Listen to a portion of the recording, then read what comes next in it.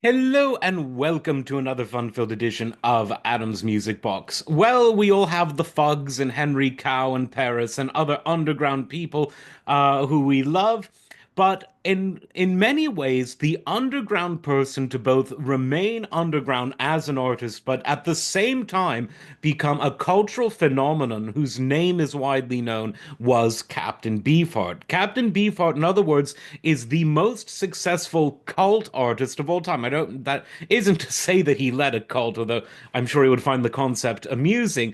But in terms of the fact that he has a devoted group of fans who know everything about his musical career arc and about his biography and just about everything else that has to do with him. But unlike a lot of people whose music was as experimental, often atonal, frequently chaotic, and at sometimes very sort of jarring, he attained a level of cultural fame that I find very interesting. And what that shows is that the world of pop culture every now and then embraces a black sheep.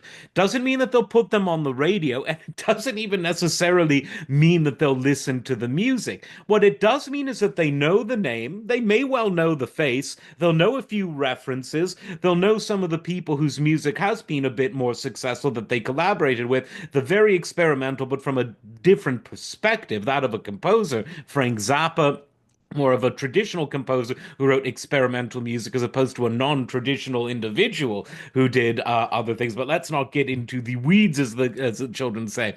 But they'll probably even know the name Trout Mask Replica, and they'll know its cult status, and they'll mock other artists that try to achieve the same thing, even though it's already been done.